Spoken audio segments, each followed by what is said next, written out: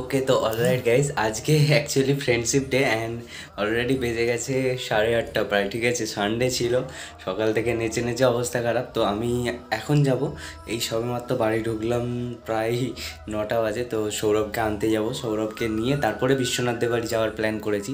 সৌরভকে এখনও বলিনি, যাই সৌরভের কাছে, তারপরে দেখা হচ্ছে। ঠিক আছে, দেখো আমার প্ল্যানটা ছিল সৌরভকে নিয়ে বিশ্বনাথদের বাড়ি যাব, তারপরে ওখান থেকে কোথাও একটা বেরোবো। কিন্তু বিশ্বনাথকে ফোন করে দেখলাম বিশ্বনাথ আর বিশ্বনাথের বউয়ের দুজনেরই অলরেডি শরীরটা প্রচুর খারাপ, আর তারা শুয়ে পড়েছে যেহেতু অনেকটা রাত হয়ে গেছে।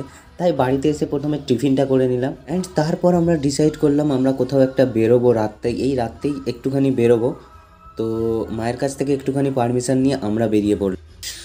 আমরা খেয়ে দিয়ে বেরিয়ে পড়েছি অলরেডি বাইক নিয়ে। ঠিক আছে, চা খেতে চা খেতে নয়, আমরা এমনি বেরিয়েছি আপাতত, দেখা যাক। অলরেডি কথা বাজে ভাই, চা শেষ, আমাদেরও চাষ শেষ। ঠিক আছে, অলরেডি বাইকটা নিয়ে রাত্রেবেলায় বেরিয়েছি। ঠিক আছে, কিন্তু আজ কেন বেরিয়েছি সেটা বলে দিই, আমরা আজকে ফ্রেন্ডশিপ ডে। আজকে ফ্রেন্ডশিপ ডে জন্য আমরা ঘুরতে বেরিয়েছি, আজকে এনার্জি friendship- নেই আমাদের, তাও আমরা তারপরেও বেরিয়েছি সকাল সেই 8টা থেকে ডান্স করে করে।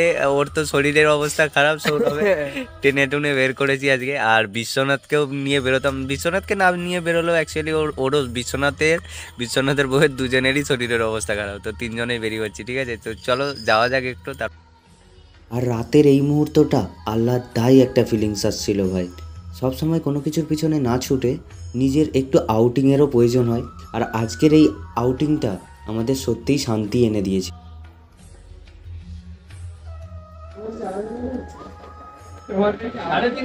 খেয়ে দিয়ে বসে আছে গাইস,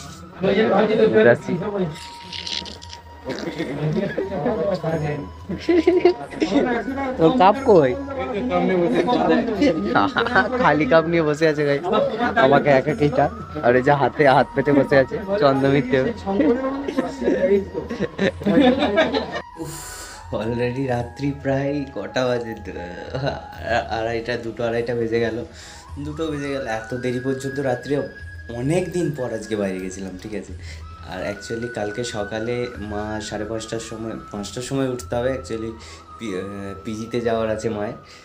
তারপরেও মা আমার জন্য জেগে বসেছিল, নিজেরই খারাপ লাগছিল, বাট একটু আনন্দ করতে বেরিয়েছিলাম। মা এমনিতেই আমার উপর রেগে গেছে।